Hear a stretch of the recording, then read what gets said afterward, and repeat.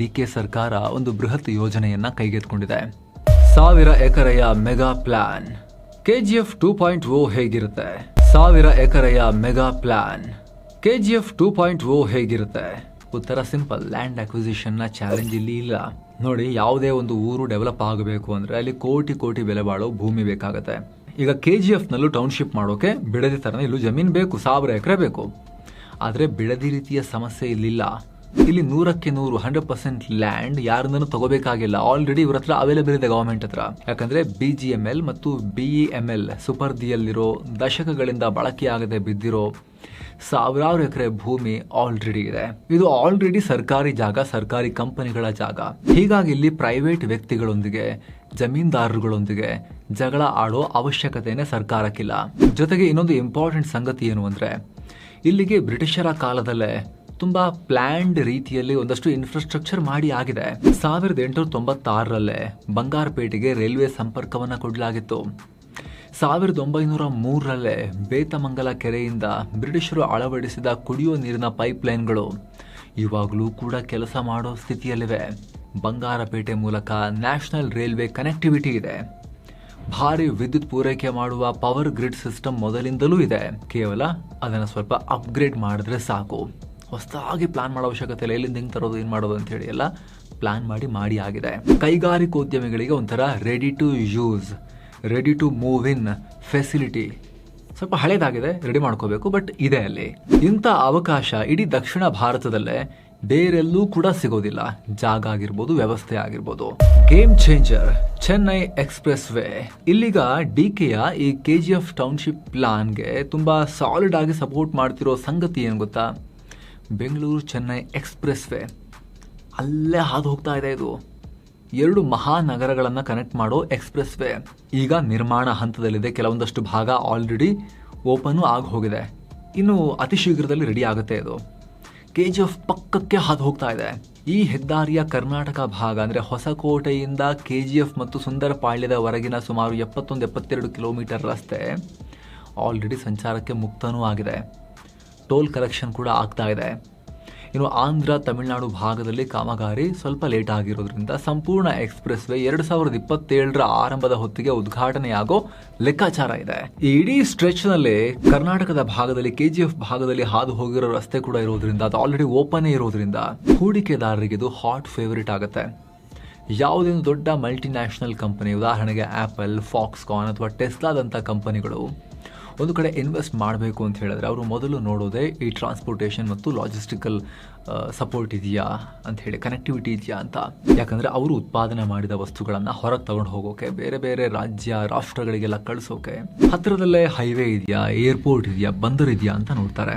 ಈ ಜಾಗದಿಂದ Kempegowda international airport, ಬೆಂಗಳೂರಿನ ಏರ್ಪೋರ್ಟ್ ರಸ್ತೆ ಮುಖಾಂತರ ಬರೀ 90 ಕಿಲೋಮೀಟರ್ ದೂರ ಇದೆ. ಅಂದರೆ ಏರ್ ಕಾರ್ಗೋ ಮತ್ತು ಕಂಪನಿ ಎಕ್ಸಿಕ್ಯೂಟಿವ್ಗಳ ಓಡಾಟಕ್ಕೆ ಬಹಳ ಹತ್ತಿರ. ಅದೇ ರೀತಿ KGFನಿಂದ ಹೊಸ ಎಕ್ಸ್ಪ್ರೆಸ್ ವೇ ಹಿಡಿದ್ರೆ ಕೆಲವೇ ಗಂಟೆಗಳಲ್ಲಿ ಯಾವುದೇ ಟ್ರಾಫಿಕ್ ಸಿಗ್ನಲ್ ಇಲ್ಲದೆ ಚೆನ್ನೈ ಬಂದರಿಗೂ ತಲುಪಬಹುದು. 244 ಕಿಲೋಮೀಟರ್ ದೂರ. ಸರಕುಗಳನ್ನು ಹಡಗಿನಲ್ಲಿ ರವಾನಿಸೋಕೆ ಚೆನ್ನೈ ಪೋರ್ಟ್ ಕನೆಕ್ಟಿವಿಟಿ ಬಹಳ ಮುಖ್ಯ. ಇದೇ ಕಾರಣಕ್ಕೋಸ್ಕರ ಚೆನ್ನೈ ಪೋರ್ಟ್ನಿಂದ ಮಧುರ OLಗೆ 20 ಕಿಲೋಮೀಟರ್ ಉದ್ದದ ಎಲಿವೇಟೆಡ್ ಕಾರಿಡಾರ್ ಕೂಡ ನಿರ್ಮಾಣ ಆಗ್ತಾ ಇದೆ. ಇದು ಹೆವಿ ಟ್ರಕ್ಗಳ ಟ್ರಾಫಿಕ್ ಅನ್ನ ಒಂದೇ ಎಕ್ಸ್ಪ್ರೆಸ್ ವೇ ಮೇಲೆ ಆ ಪ್ರೆಷರ್ ಕಮ್ಮಿ ಮಾಡಿ ಬಂದರಿಗೆ ಸುಲಭ ಪ್ರವೇಶವನ್ನು ಕಲ್ಪಿಸಿಕೊಡುತ್ತೆ. ಬೆಂಗಳೂರಿನ ಒಳಗಡೆ ಫ್ಯಾಕ್ಟರಿ ಹಾಕಿದ್ರೆ ಆ ಫ್ಯಾಕ್ಟರಿಯಿಂದ ಏರ್ಪೋರ್ಟ್ಗೆ ಸರಕನ್ನು ತಲುಪಿಸೋಕೆ ಇಡೀ ದಿನ ಬೇಕಾಗುತ್ತೆ. ಆದರೆ KGFನಿಂದ ಅತ್ಯಂತ ವೇಗವಾಗಿ ಬರುತ್ತೆ ಇದು. ಆ ಕಡೆಯಿಂದ ಬಂದಾಗ, KGF ಕಡೆಯಿಂದ ಬಂದಾಗ ಬೆಂಗಳೂರು ಏರ್ಪೋರ್ಟ್ ತನಕ ಬಂದಾಗ ಸಿಟಿ ಒಳಗಿಂದ ಹೋಗುವಷ್ಟು ಟ್ರಾಫಿಕ್ ಆ ಕಡೆ ಸಿಗಲ್ಲ. ಇಷ್ಟೆಲ್ಲ ರೆಡಿ ಕನೆಕ್ಟಿವಿಟಿ ಇರುವಾಗ ಯಾವ ಗ್ಲೋಬಲ್ ಕಂಪನಿ ತಾನೇ ಸರ್ಕಾರ ಸ್ಕೀಮ್ ಮಾಡಿಬಿಟ್ಟು ಇಲ್ಲಿ ಜಾಗ ಕೊಡ್ತೀವಿ ಬನ್ನಿ ಅಂತ ಕರೆದ್ರೆ ಬರಲ್ಲ ಅಂತ ಹೇಳುತ್ತೆ. ಆದ್ರೆ ಸ್ನೇಹಿತರೆ, ಇಷ್ಟೆಲ್ಲ ಚೆನ್ನಾಗಿ ಕಾಣೋ ಸ್ಟೋರಿಯಲ್ಲಿ ಒಂದಷ್ಟು ಸಮಸ್ಯೆಗಳು ಕೂಡ ಇವೆ. ಸೈನೈಡ್ ಗುಡ್ಡ ಭೂಮಿ ಇದೆ, ಆದ್ರೆ ಸಮಸ್ಯೆಗಳು ಇವೆ. ಇಲ್ಲಿ 2 ದೊಡ್ಡ ಸಮಸ್ಯೆಗಳ ಬೆಟ್ಟಗಳಿವೆ ಅಡ್ಡಕ್ಕೆ ಈ ಯೋಜನೆಗೆ. ಒಂದು ರಿಯಲ್ ಬೆಟ್ಟ, ವಿಷದ ಬೆಟ್ಟ. ಇನ್ನೊಂದು ಕಾನೂನಿನ ಬೆಟ್ಟ.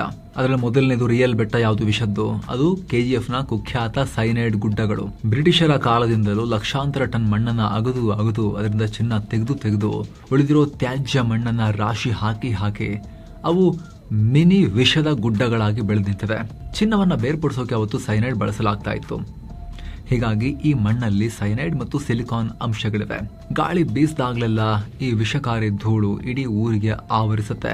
ಇದರಿಂದಾಗಿ ಅಲ್ಲಿನ ಜನರಿಗೆ ಸಿಲಿಕೋಸಿಸ್, ಕಿಡ್ನಿ ಫೇಲ್ಯೂರ್, ಶ್ವಾಸಕೋಶದ ಕಾಯಿಲೆಗಳು, ಕ್ಯಾನ್ಸರ್ ಮತ್ತು ಅಸ್ತಮಾದಂತ ಗಂಭೀರ ಆರೋಗ್ಯ ಸಮಸ್ಯೆಗಳು ಕಾಡ್ತಾ ಇವೆ. ಇದೊಂದು ದೊಡ್ಡ ಪರಿಸರ ಮತ್ತು ಆರೋಗ್ಯದ ಸಮಸ್ಯೆ. ಈ ಗುಡ್ಡಗಳನ್ನ ಸಂಪೂರ್ಣವಾಗಿ ಕ್ಲಿಯರ್ ಮಾಡದೆ, ಅದನ್ನ ಸಮತಟ್ಟು ಮಾಡದೆ ಅಲ್ಲಿ ಇಂಡಸ್ಟ್ರಿ ಮಾಡೋಕೆ ಸಾಧ್ಯನೇ ಇಲ್ಲ. ಎರಡನೇದು ದೊಡ್ಡ ಸಮಸ್ಯೆ ಏನ್ ಗೊತ್ತಾ? ಕಾನೂನು ತೊಡಕು. BGML ಭೂಮಿ ಇರೋದು ಸರ್ಕಾರದ್ದೇ, ಆದ್ರೆ ರಾಜ್ಯ ಸರ್ಕಾರದಲ್ಲ. ಅದು ಕೇಂದ್ರ ಸರ್ಕಾರದ ಗಣಿ ಸಚಿವಾಲಯದ ಕೈಯಲ್ಲಿದೆ. ರಾಜ್ಯ ಸರ್ಕಾರ ಈ ಭೂಮಿಯನ್ನ ತನಗೆ ಹಸ್ತಾಂತರ ಮಾಡಿ ಅಂತ ಕೇಳ್ತಾ ಇದೆ. ಆದ್ರೆ ಇಲ್ಲಿ ಕೇಂದ್ರ ಮತ್ತು ರಾಜ್ಯ ಸರ್ಕಾರದ ನಡುವಿನ ಹೊಂದಾಣಿಕೆಯ ಕೊರತೆ. ಈ ವಿಚಾರದಲ್ಲಿ ಯಾವುದೇ ದೊಡ್ಡ ರಿಸಲ್ಟ್ ಇನ್ನೂ ಸಿಕ್ಕಿಲ್ಲ. 2016ರಲ್ಲಿ ಕೇಂದ್ರ ಸರ್ಕಾರ BGML ಅನ್ನ ರಾಜ್ಯಕ್ಕೆ ಹಸ್ತಾಂತರಿಸೋಕೆ ರೆಡಿ ಇತ್ತು. ಆದ್ರೆ BGML ಸಾಲ ಸಿಕ್ಕಾಪಟ್ಟೆ ಇದೆ ಅಂತ ರಾಜ್ಯ ಸರ್ಕಾರ ಅದನ್ನ ತಗೊಂಡೇನ್ ಮಾಡೋಣ, ಸಾಲ ನಾವು ಕಟ್ಟಬೇಕಾಗತ್ತೆ, ನಮಗೆ ಬೇಡ ಅಂತ. ಜೊತೆಗೆ ಸುಪ್ರೀಂ ಕೋರ್ಟ್ ಜಾಗತಿಕ ಟೆಂಡರ್ ಕರೆಯೋಕೆ ಸೂಚನೆ ಕೊಟ್ಟಿತ್ತು. ಗಣಿ ಮತ್ತು ಖನಿಜ ಕಾಯ್ದೆ ಪ್ರಕಾರ ಗಣಿಗಳನ್ನ ಹರಾಜು ಪ್ರಕ್ರಿಯೆ ಮೂಲಕವೇ ಕೊಡಬೇಕು. ಇದರ ಜೊತೆಗೆ ಲಿಕ್ವಿಡೇಷನ್ ನಲ್ಲಿರೋ BGML ಮತ್ತು ಭೂಮಿ ಹಿಂತಿರುಗಿಸುವ ವಿಚಾರದಲ್ಲಿ BML ಇವುಗಳ ನಡುವಿನ ಕೋರ್ಟ್ ಕದನಗಳು ಕೂಡ ಇವೆ. ಅಂದ್ರೆ ಇಲ್ಲಿ ಬರೀ ನಗರಾಭಿವೃದ್ಧಿ ಸಮಸ್ಯೆ ಅಲ್ಲ, ಬದಲಾಗಿ ಕಾರ್ಪೊರೇಟ್ ಆಸ್ತಿ ಮತ್ತು ಕಾನೂನು ಮಾಲೀಕತ್ವದ ಅತಿದೊಡ್ಡ ಸಮಸ್ಯೆ ಇದೆ. ಎಲ್ಲವೂ ಸರ್ಕಾರದೇ ಆದರೂ ಕೂಡ ರಾಜ್ಯ ಸರ್ಕಾರದ ಯೋಜನೆ, ಜಮೀನು ಕೇಂದ್ರ ಸರ್ಕಾರದ, ಆ ತರದ ಪ್ರಾಬ್ಲಮ್ ಇದೆ. ಜೊತೆಗೆ KGF ಜನರಿಗೆ ಈ ರೀತಿ ಕನಸು ಹೊಡಿಸೋದು ಹೊಸ್ತು ಕೂಡ ಅಲ್ಲ. 2006ರಲ್ಲಿ ಕುಮಾರಸ್ವಾಮಿ ಕಾಲದಲ್ಲೇ, ಆಮೇಲೆ 2020ರಲ್ಲಿ ಯಡಿಯೂರಪ್ಪ ಕಾಲದಲ್ಲಿ, 2022ರಲ್ಲಿ ಬಸವರಾಜ ಬೊಮ್ಮಾಯಿ ಕಾಲದಲ್ಲೂ ಕೂಡ KGF ಅಭಿವೃದ್ಧಿ ಬಗ್ಗೆ ಘೋಷಣೆಗಳಾಗಿದ್ವು. ಆದ್ರೆ ಯಾವುದು ಕೆಲಸಕ್ಕೆ ಬಂದಿರಲಿಲ್ಲ. ಈಗ 2026ರಲ್ಲಿ KUIDFC DK ಶಿವಕುಮಾರ್ ಅವರ ಅವಧಿಯಲ್ಲಿ ಟೆಂಡರ್ ಕರೆಯೋಕೆ ಅವರು ಸೂಚನೆ ಕೊಟ್ಟಿದ್ದಾರೆ, ಕರೆದಿದೆ. ಈ ಬಾರಿ ಆದ್ರೂ ಇದು ಕಡತದಲ್ಲಿ ಮಾತ್ರ ಉಳಿದೆ, ರಿಯಲ್ ಆಗಿ ನಡೆಯುತ್ತಾ ಅನ್ನೋದೇ ಅಲ್ಲಿನ ಜನರ ದೊಡ್ಡ ಪ್ರಶ್ನೆ. ಅಲ್ಲಿನ ಜನಕ್ಕೆ ಆಕ್ಚುಲಿ ಬೇಕು ಇದು. ಈಗ ನೀವ್ ಹೇಳಿ ಸ್ನೇಹಿತರೆ, ನಿಮ್ ಪ್ರಕಾರ KGF ನಲ್ಲಿ ಇಂಟಿಗ್ರೇಟೆಡ್ ಟೌನ್ಶಿಪ್ ನಿರ್ಮಾಣ ಆದ್ರೆ ಬೆಂಗಳೂರಿನ ಟ್ರಾಫಿಕ್ ಸಮಸ್ಯೆ ಸ್ವಲ್ಪ ಕಮ್ಮಿ ಆಗುತ್ತಾ? ಹಳೆಯ ಚಿನ್ನದ ಗಣಿಗೆ IT, BT ಮತ್ತು ಕೈಗಾರಿಕೆಗಳ ಸ್ಪರ್ಶ ಸಿಕ್ಕಿ ಮತ್ತೊಂದು ಮಾಡರ್ನ್ ನಗರವಾಗಿ ಅದು ತಲೆ ಎತ್ತಿ ಮತ್ತೆ ಗೌರವದಿಂದ ಬಾಳುತ್ತಾ? ಚಿನ್ನದ ನಾಡಿನ ಕಣ್ಣೀರ ಕತೆ. ಎಸ್ ಸ್ನೇಹಿತರೆ, ಮೊದಲಿಗೆ KGF ನ ಇಂದಿನ ಪರಿಸ್ಥಿತಿ ಏನು ಅನ್ನೋದನ್ನ ಒಮ್ಮೆ ತಿಳ್ಕೊಳ್ಳೇಬೇಕು ನಾವು. ಆವಾಗಲೇ ನಮಗೆ ಅದರ ವಾಸ್ತವ, ರಿಯಲ್ ಸ್ಟೋರಿ ಗೊತ್ತಾಗೋದು. KGF ಅಥವಾ ಘೋಸ್ಟ್ ಟೌನ್ ಆಗಿ ಬದಲಾಗ್ಬಿಟ್ಟಿದೆ. ಇಲ್ಲಿ ಯಾವುದೇ ದೊಡ್ಡ ಕೈಗಾರಿಕೆ ಇಲ್ಲ, ಯುವಕರಿಗೆ ಕೆಲಸ ಇಲ್ಲ. ಹೀಗಾಗಿ ಅನಿವಾರ್ಯವಾಗಿ ಜನ ಬೆಂಗಳೂರು ಕಡೆಗೆ ಹೊಟ್ಟೆಪಾಡಿಗೆ ಬರೋ ಪರಿಸ್ಥಿತಿ ಇದೆ. ಪ್ರತಿದಿನ ಮುಂಜಾನೆ 4 ಗಂಟೆಗೆ ಎದ್ದು ಸುಮಾರು 30,000 ರಿಂದ 40,000 ಜನ, ಹೆಚ್ಚಿನವರು ಯುವಕ ಯುವತಿಯರು, ಕಾರ್ಮಿಕರು ಬಂಗಾರಪೇಟೆ ಮತ್ತು KGF ರೈಲ್ವೆ ಸ್ಟೇಷನ್ಗಳಲ್ಲಿ ಜಮಾಯಿಸ್ತಾರೆ. ಗುಂಪಾಗಿ ಬರ್ತಾರೆ. ಪ್ರತಿದಿನ ಅಪ್ ಅಂಡ್ ಡೌನ್ ಮಾಡ್ತಾರೆ. 2017ರ ರೈಲ್ವೆ ವರದಿ ಪ್ರಕಾರವೇ ದಿನಕ್ಕೆ 15,000 ಜನ ಮಾರಿಹುಪ್ಪಂ ಮತ್ತು KGF ಕಡೆಯಿಂದ ಬೆಂಗಳೂರಿಗೆ ಕೆಲಸಕ್ಕೆ ಮತ್ತು ಓದಿಗೆ ಅಂತ ಪ್ರಯಾಣ ಮಾಡ್ತಾರೆ ಪ್ರತಿದಿನ. ಸ್ವರ್ಣ ಎಕ್ಸ್ಪ್ರೆಸ್ ಟ್ರೈನ್ ನಲ್ಲಿ ಹೆಜ್ಜೆ ಇಡೋಕ್ಕೂ ಜಾಗ ಇರೋದಿಲ್ಲ. ಜೀವ ಕೈಯಲ್ಲಿ ಹಿಡ್ಕೊಂಡು ರೈಲ್ನ ಬಾಗ್ಲಲ್ಲಿ ನೇತಾಡ್ಕೊಂಡು ಬೆಂಗಳೂರಿಗೆ ಬರ್ತಾರೆ. ಪ್ರತಿದಿನ 3-4 ಗಂಟೆ ಪ್ರಯಾಣ ಮಾಡ್ತಾರೆ. ಬೆಂಗಳೂರಲ್ಲಿ ಕಷ್ಟಪಟ್ಟು ದುಡಿದು ಮತ್ತೆ ಅದೇ ಟ್ರೈನ್ನಲ್ಲಿ ನೈಟ್ ಸುಸ್ತಾಗಿ ಬಸವಳಿದು ಊರಿಗೆ ತಲುಪ್ತಾರೆ. ದೈನಂದಿನ ನರಕ ಯಾತನೆ ಪಾಪ ಅಲ್ಲಿನ ಜನಕ್ಕೆ. ಈ ಯುವ ಜನ KGFಗೆ ಲಕ್. ಚಿನ್ನದ ನಾಡಲ್ಲಿ DK ಹೊಸ ಟೌನ್ಶಿಪ್ ಇದೆ. ಪರ ವಿರುದ್ಧ ಗಲಾಟೆ ಎಲ್ಲ ಆಗ್ತಾ ಇರೋ ಟೈಮ್ ನಲ್ಲೇನೆ ರಾಜ್ಯ ಸರ್ಕಾರ ಈಗ ಇನ್ನೊಂದು ಟೌನ್ಶಿಪ್ ಕಡೆಗೆ ಮುಖ ಮಾಡಿದೆ. DK ಸರ್ಕಾರ KGF ನಲ್ಲಿ ಹೊಸ ಟೌನ್ಶಿಪ್ ಕಟ್ಟೋಕೆ ಮೊದಲ ಹೆಜ್ಜೆಯನ್ನ ಇಟ್ಟಿದೆ. ಒಂದು ಕಾಲದಲ್ಲಿ ಇಡೀ ದೇಶಕ್ಕೆ ಟನ್ ಗಟ್ಟಲೆ ಚಿನ್ನವನ್ನ ಕೊಟ್ಟ, 106 ಟನ್ ಚಿನ್ನವನ್ನ ಕೊಟ್ಟ ಊರಿನ ಮೇಲೆ ಈಗ ಸರ್ಕಾರ ಕಣ್ಣು ಹಾಕಿದೆ. ದಶಕಗಳಿಂದ ಧೂಳು ತಿಂತಾ ಇದ್ದ KGF ಮೆಗಾ ಟೌನ್ಶಿಪ್ ಫೈಲ್ ಈಗ ಮತ್ತೆ DK ಟೇಬಲ್ ಮೇಲೆ ದಿಢೀರ್ ಓಪನ್ ಆಗಿದೆ. ಹಾಗಿದ್ರೆ ಏನಿದು KGF mega township plan? KGF ನ ಸ್ಟೋರಿ ಸಿನಿಮಾಗಿಂತಲೂ ಕರಾಳ. ಬ್ರಿಟಿಷರ ಕಾಲದಲ್ಲಿ ಲಿಟಲ್ ಇಂಗ್ಲೆಂಡ್ ಅಂತಾನೆ ಫೇಮಸ್ ಆಗಿದ್ದ ಊರದು. ಇಡೀ ಏಷ್ಯಾದಲ್ಲೇ ಮೊತ್ತ ಮೊದಲು ವಿದ್ಯುತ್ ದೀಪ ಬೆಳಗಿದ್ದು ಇದೇ ಊರಿನಲ್ಲಿ. 800-900 ಟನ್ ಚಿನ್ನವನ್ನ ಉತ್ಪಾದನೆ ಮಾಡಿರೋ ಊರು. ಒಂದು ಕಾಲದಲ್ಲಿ ವಿಶ್ವದ ಅತ್ಯಂತ ಆಳವಾದ ಚಿನ್ನದ ಗಣಿಗಳಲ್ಲಿ ಒಂದಾಗಿತ್ತು. ಇಂಥ ವೈಭವದ ಸಿಕ್ಕಾಪಟ್ಟೆ ಆರ್ಥಿಕ ಚಟುವಟಿಕೆ, ದುಡ್ಡು ಕಾಸು ನೋಡಿದ್ದ KGF ಇವತ್ತು ಆ ಕಳೆಯನ್ನೇ ಕಳ್ಕೊಂಡ್ಬಿಟ್ಟಿದೆ. 2001ರ ಫೆಬ್ರವರಿ 28ನೇ ತಾರೀಕು KGF ಜನರ ಪಾಲಿಗೆ ನಿಜಕ್ಕೂ ಕರಾಳ ದಿನ. ಯಾಕಂದ್ರೆ ಅವತ್ತು BGML ಅಂದ್ರೆ ಭಾರತ್ ಗೋಲ್ಡ್ ಮೈನ್ಸ್ ಲಿಮಿಟೆಡ್ ಅಧಿಕೃತವಾಗಿ ತನ್ನ ಬಾಗಿಲನ್ನ ಮುಚ್ಚಿತು. 106 ವರ್ಷಗಳಿಂದ ಆಗದು ಚಿನ್ನದ ನಿಕ್ಷೇಪಗಳು ಪಾತಾಳಕ್ಕೆ ಹೋಗಿದ್ವು. ಅಂದ್ರೆ ಸುಮಾರು 3-4 ಕಿಲೋಮೀಟರ್ ಆಳಕ್ಕೆ ಹೋಗ್ಬಿಟ್ಟಿದ್ವು. ಹೀಗಾಗಿ ಚಿನ್ನ ತೆಗೆಯುವ ವೆಚ್ಚ ವಿಪರೀತ ಹೆಚ್ಚಾಯಿತು. ಇದು ಇನ್ನು ಮುಂದೆ ಲಾಭದಾಯಕ ಅಲ್ಲ. ಚಿನ್ನ ತೆಗೆದಾಗ ಎಷ್ಟು ದುಡ್ಡು ಬರುತ್ತೋ ಅಷ್ಟು ಕಾಸ್ಟ್ ತೆಗಿಲಿಕ್ಕೆ ಆಗುತ್ತೆ ಅನ್ನೋ ಕಾರಣಕ್ಕೆ ಕೇಂದ್ರ ಸರ್ಕಾರ ಗಣಿಗಾರಿಕೆಯನ್ನ ಶಾಶ್ವತವಾಗಿ ಬಂದ್ ಮಾಡ್ತು. ಒಂದೇ ಒಂದು ರಾತ್ರಿಗೆ ಸಾವಿರಾರು ಗಣಿ ಕಾರ್ಮಿಕರು ಬೀದಿಗೆ ಬಿದ್ರು. ಸುಮಾರು 4,500ಕ್ಕೂ ಅಧಿಕ ಕಾರ್ಮಿಕರು ನೇರವಾಗಿ ತಮ್ಮ ಕೆಲಸವನ್ನ ಕಳ್ಕೊಂಡ್ರು. ಅಂದಿನಿಂದ ಇಂದಿನವರೆಗೂ ಕೂಡ ಈ ಯುವ ಜನತೆಯ ಬದುಕಲ್ಲಿ ಮತ್ತೆ ಬೆಳಕು, ಚಿನ್ನದ ಬೆಳಕು ಕಾಣಬೇಕಂತ ಹೇಳಿದ್ರೆ, ಚಿನ್ನದ ಬೆಳಕು ಅಲ್ಲ ಅಂದ್ರೂ ಕೂಡ ಅಟ್ಲೀಸ್ಟ್ ಬೇಸಿಕ್ ಬೆಳಕಾದ್ರೂ ಕಾಣಬೇಕಂತ ಹೇಳಿದ್ರೆ ಅವ್ರಿಗೆ ಅವ್ರದ್ದೇ ಊರಲ್ಲಿ ಉದ್ಯೋಗ ಸೃಷ್ಟಿಯಾಗಬೇಕು. ಅದಕ್ಕೋಸ್ಕರ ಈಗ DK ಸರ್ಕಾರ ಒಂದು ಬೃಹತ್ ಯೋಜನೆಯನ್ನ ಕೈಗೆತ್ತಿಕೊಂಡಿದೆ. 1000 ಎಕರೆಯ ಮೆಗಾ ಪ್ಲಾನ್.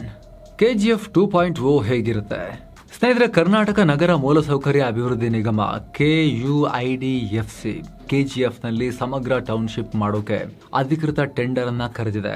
ಇನ್ನು ಬಿಡಿಸಿ ಹೇಳಬೇಕು ಅಂದ್ರೆ, ಮೊದಲಿಗೆ ಸೀದಾ ಪ್ರಾಜೆಕ್ಟ್ ಮಾಡಕ್ ಟೆಂಡರ್ ಅಲ್ಲ, ಪ್ರಾಜೆಕ್ಟ್ಗೆ ಅಂತಾರಾಷ್ಟ್ರೀಯ ಕನ್ಸಲ್ಟೆಂಟ್ ಅಥವಾ ಸಲಹೆಗಾರನ ನೇಮಿಸೋಕೆ ಟೆಂಡರ್. ಅದರ ಉದ್ದೇಶ ಈಗ ಇವರು ಸರ್ಕಾರಕ್ಕೆ ಆ KGF ನಲ್ಲಿ ಎಷ್ಟು ಜಾಗ ಇದೆ, ಯಾವ ತರ ಜಾಗ ಇದೆ, ಇಲ್ಲಿ ಕನೆಕ್ಟಿವಿಟಿ ಯಾವ್ಯಾವ ತರದ್ದಿದೆ, ಏನೆಲ್ಲ ಇಂಡಸ್ಟ್ರಿಯಲ್ ಮತ್ತು ಫಿನಾನ್ಷಿಯಲ್ ಪಾಸಿಬಿಲಿಟಿ ಆ ಜಾಗಕ್ಕಿದೆ, ಇದೆಲ್ಲವನ್ನ ಸ್ಟಡಿ ಮಾಡಿ ಸರ್ಕಾರಕ್ಕೆ ಫೀಸಿಬಿಲಿಟಿ ರಿಪೋರ್ಟ್ ಅನ್ನ ಕೊಡಬೇಕು.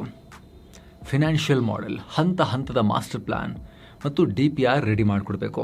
ಬರೋಬ್ಬರಿ 960ರಿಂದ 1000 ಎಕರೆ ವಿಸ್ತೀರ್ಣದ ಬೃಹತ್ ಪ್ರಾಜೆಕ್ಟ್. ಈ 1000 ಎಕರೆಯಲ್ಲಿ ಸುಮಾರು 700 ಎಕರೆಯಷ್ಟು ಜಾಗವನ್ನ ಕೇವಲ ಬೃಹತ್ ಕೈಗಾರಿಕೆಗಳಿಗೆ ಮೀಸಲಿಡಲಾಗುತ್ತೆ. ಅಂದ್ರೆ ಎಲೆಕ್ಟ್ರಾನಿಕ್ಸ್ ಮ್ಯಾನುಫ್ಯಾಕ್ಚರಿಂಗ್, IT ಪಾರ್ಕ್ಗಳು, ಟೆಕ್ಸ್ಟೈಲ್ ಪಾರ್ಕ್ಗಳು ಮತ್ತು ಆಟೋಮೊಬೈಲ್ ಘಟಕಗಳು ತಲೆ ಎತ್ತೋ ನಿರೀಕ್ಷೆಗಳನ್ನ ಇಟ್ಕೊಳ್ಳಲಾಗಿದೆ.